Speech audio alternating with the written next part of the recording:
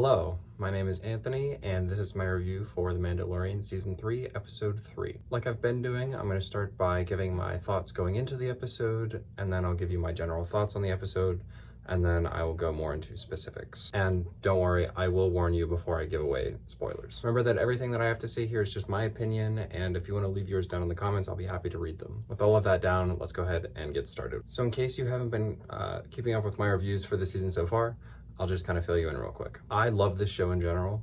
I thought season 1 was excellent. I thought season 2 is an improvement on that. And I didn't love the season premiere of this season, but I thought last week's episode was absolutely outstanding. Just like last week, this episode was directed by somebody that I didn't personally know before watching the episode. In this case, it's also a new director in Lee Isaac Chung. But because last episode was so great, I was really excited for this one. So I watched it, and I'm delighted to say I loved this episode. I think this is the best episode of the season so far. I think it's even better than last week's episode, and I loved last week's. I would venture to say this is probably a top 5 episode of The Mandalorian for me personally. This felt more like an episode of Andor than it did like Mandalorian, and coming from me, that is a high compliment. Andor is personally my favorite Star Wars show. I think it's better than Mandalorian, even better than Clone Wars.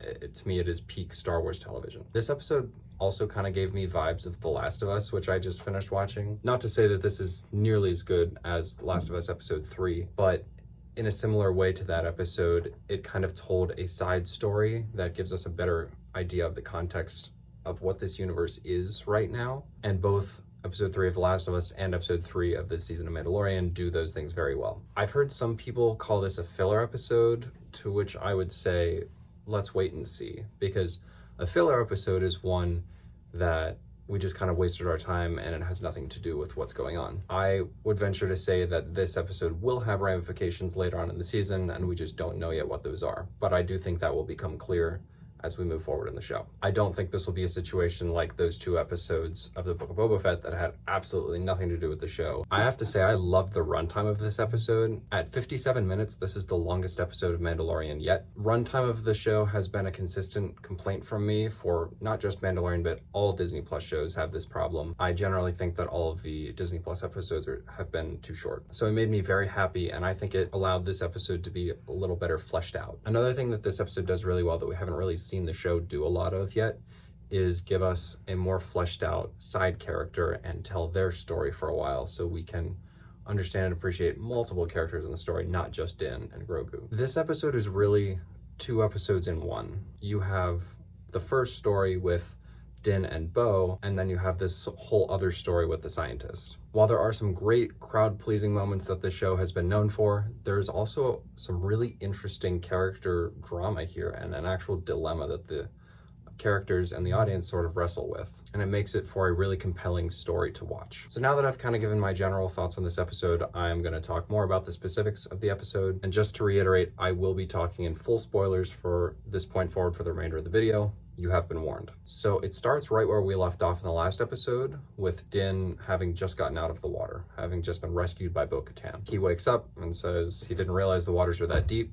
and Bo tells him they're not usually that deep, but they have been made deeper by the bombings from when it was attacked. She asks him if he saw any living creatures down there. He says no, and she decides not to tell him about the mythosaur that she saw down there. So they leave Mandalore and head back to Bo's castle, and on the way they are attacked by a group of TIE interceptors. There is a very thrilling aerial battle here. Bo kind of airdrops Din down to his N1 starfighter, and he's able to get into it very quickly and get up and help her out. Bo does this really cool maneuver where she lifts up one of the wings and kind of turns around and shoots the guy from behind. I love that. That was very cool. I also have to say, I love the way the R5 was just sort of being tossed around on the ship. I thought that made for very good comedic moments. And then Bo sees that they have bombed her castle, which is her home, and she is understandably very upset about that. She goes after a group of them to retaliate, but Din notices on the radar that there's a ton more coming and tells her she needs to fall back. They're able to escape and jump into hyperspace to avoid getting caught. I loved this whole opening sequence of this episode,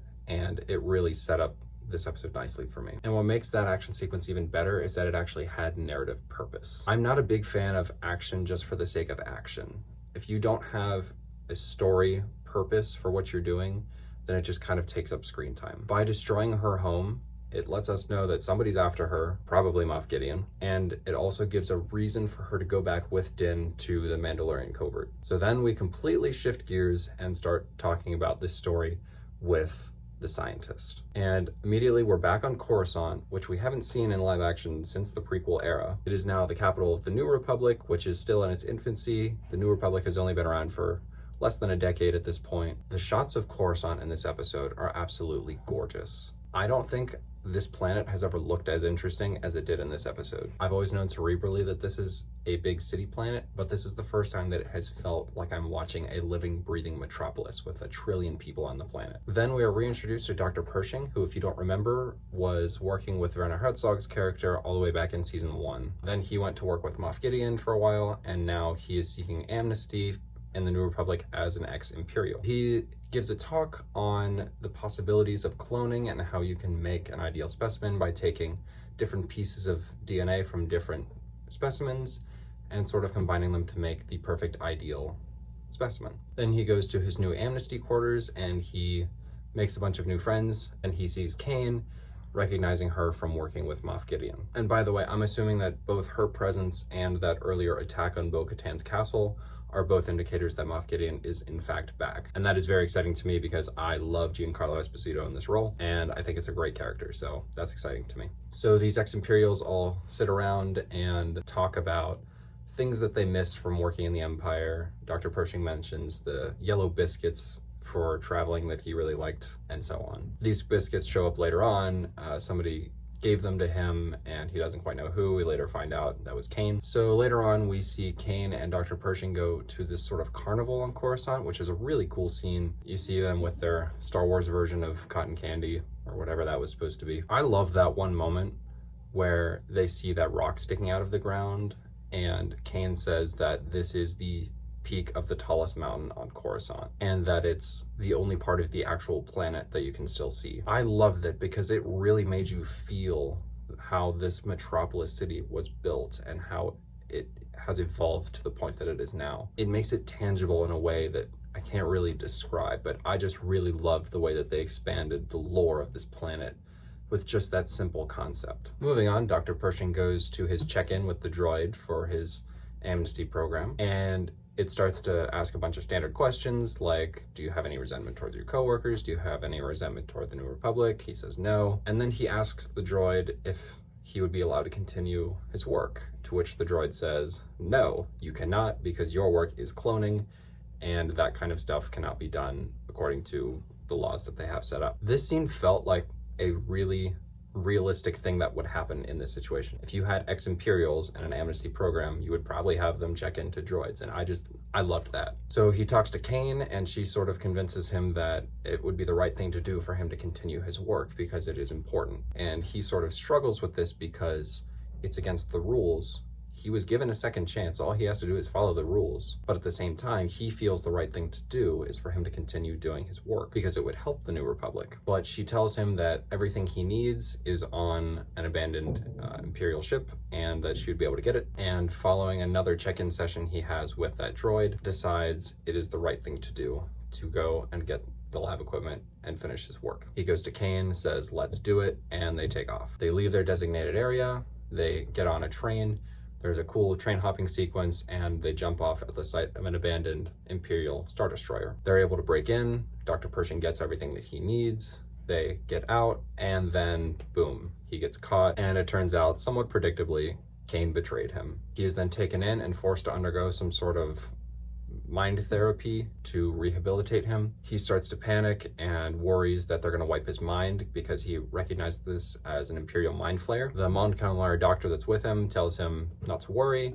They don't do it the same way the Empire did it. It's a lot more toned down now. He said he did it himself like a week before and he felt actually really good afterward, and they set it to a low level and begin the treatment. While all of this is happening, Kane is on the other side of the glass watching all of this, and she asks the Imperial Guard for a moment alone in the room. This is the one thing that really kind of bothered me in this episode. This officer inexplicably just lets her stay in the room with the dial to control it by herself. She is herself an amnesty officer, and she has no authority to be there, especially given that she can just simply crank this dial. So that kind of bothered me. And as expected, She cranks it up to 11 and presumably wipes his mind or possibly fries his brain. And then that part of the story is over. I love that they told this side story. I thought it was really compelling, and I thought it really expanded the lore, both of the show, the state of the galaxy as a whole. I don't know yet the relevance of telling this story and telling this story right now, but I feel confident that that will become clear later on. Then we get back to our main plot line with Din and Bo. They finally reach this Mandalorian covert, and they are greeted by Paz Vizsla, played by Jon Favreau, the showrunner. He is very skeptical that they in fact made it to the living waters. Din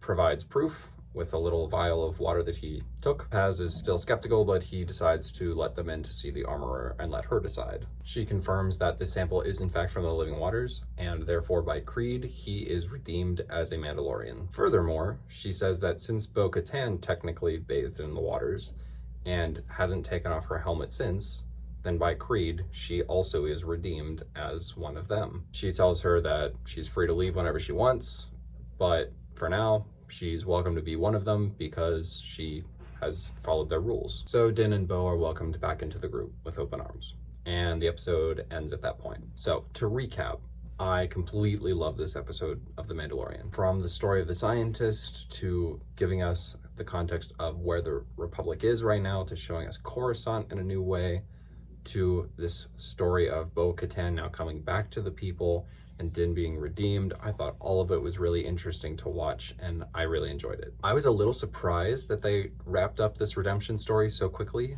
because I kind of just assumed that that was going to be the major plot line throughout this whole season, but it makes me excited for what's coming next, which I assume is going to have something to do with retaking Mandalore, now that we know that the planet is habitable. I thought Grogu might have been a little underused in this episode, but then again, the story didn't really demand much more from him, so I'm fine with it the way it was. Despite not liking the first episode, I have really enjoyed these last two episodes, and it makes me really excited for next week's episode, which once again, I will be reviewing the same way. Again, these are all just my opinions, and I would love to hear yours if you want to share them down below. Thank you for taking the time to listen to me today, and I will catch you next time. Take care.